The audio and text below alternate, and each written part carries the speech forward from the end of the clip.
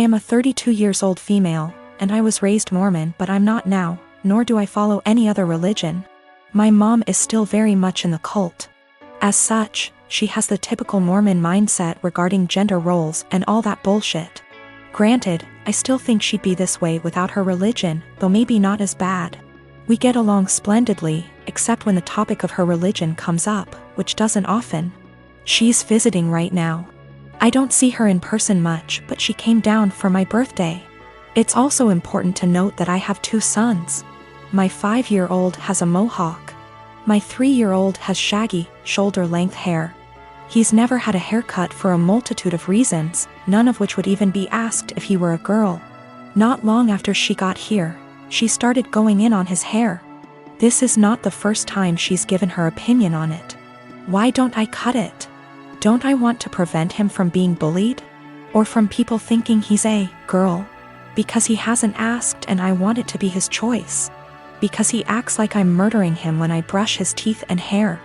Because he also flails around like he's having an exorcism, so imagine that with a pair of scissors. Because if someone sees long hair and assumes girl, that's on them, and a simple, he's a boy, corrects it. But mostly it's because I don't want to. She got pissed and said what she really thought, which was, well, I just don't like long hair on boys. Clearly. Yet she has no problem with my other son's mohawk. Guess that's boyish enough for her. And she said it in front of both my sons, which pissed me off. I said the first thing which came to my head, which was, if you have a problem with long hair on boys, I suggest you take it up with your Lord and Savior Jesus Christ. You can start by asking him to get a haircut. Call John the barber. Bruh. If looks could kill, I'd be in outer darkness right now. She steeped in her anger for a while but didn't say anything else. She hasn't changed her opinion, nor will she. But I don't think she wants to get roasted again either, so she won't bring it up anymore. I feel like we're both assholes. As much as I hate her religion, that was also a low blow, and I have a tendency to speak first, regret later. Though I don't necessarily regret my words, I do regret how they made her feel. She is my mom after all. I met Jane through Joe's girlfriend at her birthday party last year. At first Jane was fun to talk to, but not even an hour later Jane was really into me and tried really badly to hit on me during the party, which pretty much ruined my time there, as the feeling was not mutual in the slightest bit. Also at the time I was already with someone, so the first impression I got from Jane was that she was clingy, annoying, and just wouldn't stop bothering me. Unfortunately for me, she became part of my larger friend group because she is part of Joe's girlfriend's friend group. That is a mouthful, sheesh, and because me and Joe hang out a lot and I am also friends with his girlfriend, I pretty much run into her at minimum twice a month. So first time Jane asked me out was a month after that party. I informed her I was with someone and not interested. She tried again 2 months later when I broke up with my then girlfriend. Again I declined her advances and told her I was not interested. I got into a new relationship not long after, but unfortunately she and I broke up about 2 months ago. Since then, as you might have anticipated, Jane has asked me out again. I said no again. Well, that brings us to this week.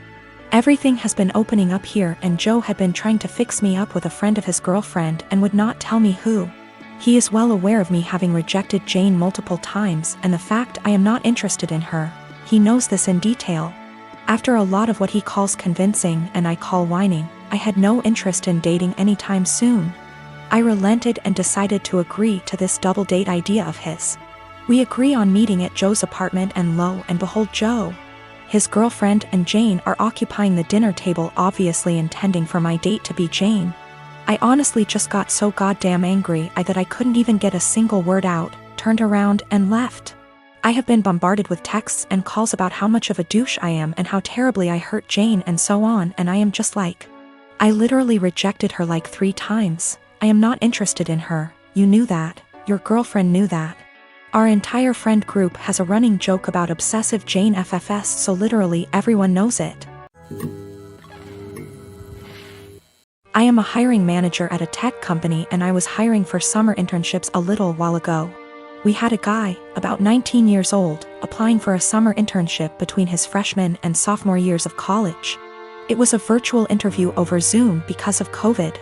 A minute or two in, when I was introducing myself, his mom came in and introduced herself and started talking about her son's work ethic. I thought it was a little strange. I said something polite about wanting to hear from him. She just didn't get the hint and kept coming into camera frame during the interview and interrupting her son to answer questions for him. I asked a few technical questions which he seemed to answer well and then cut the interview fairly short. I thought that was all over and done with until I'd gotten an email from a woman, a month later, asking about her son's application. She seemed offended he hadn't gotten an acceptance or rejection. It bothered me. I felt bad for the kid honestly. Way back when I was a teenager, my mom used to pull the same shit. But luckily she only did that when I was 15 and working for a day camp. Not when I was an adult applying for engineering jobs. But I felt like this poor kid was getting his chances ruined because his mom wasn't giving him the chance to apply on his own. I sent an email back saying I was not at liberty to send information about an application to anybody but the applicant. I also asked HR to send an email to the kid saying sorry, but we were not making him an offer. It is something we usually do, but his rejection email must have slipped through the cracks with all the COVID craziness. Anyway, after we sent that, I got a phone call from his mom. She had a forwarded copy of the email, and she was demanding answers. I said that I could not comment on the guy's performance in the interview to her as she was not the applicant. If he wanted to reach out to me, I was happy to give him some feedback. However, I could say that regardless of his performance, her presence in the interview took him out of consideration for the position. We were looking for an independent and self-driven person for the position, and for that reason, it is important to see an applicant speak for themselves, follow up themselves, etc. I also said that, as a piece of advice, every hiring manager I've met in my career who sees someone other than the applicant answering questions during an interview, following up on the applicant's behalf, etc., would also put their resume in the do not hire pile. Since, while the applicant may be skilled and motivated, they need the ability to demonstrate those traits themselves. She blew up at me over that, kinda cussing me out to the point where I hung up. My sister was set to marry a guy who was a complete douchebag. He seemed like a nice catch to any outsider. He was tall, handsome, very confident, a doctor. Basically the sort of guy any woman would swoon over. Unfortunately, he was a sociopathic, unrepentant narcissist, devoid of any empathy, who would take out his anger on anybody he felt beneath him and seemed to enjoy doing it. You know how basically they say, don't look at how your partner treats you, look at how he treats others. And that's how he'll eventually treat you. My sister didn't pick up on that. I picked up on it early. This guy was really mean. Would berate and insult people for the smallest thing and would lose his cool with anybody who looked at him the wrong way. He started doing it to me, and I told my sister early on, this guy's an asshole. She was like, nah, you two will eventually get along, you just got off on the wrong start. I told him I've seen him do that to other people, but she seemed to think, oh, but he's nice to me, I'm the special one. Maybe I can change him. Or I have no idea what she was thinking. After about 2 years together, when they were engaged, the cracks were evident.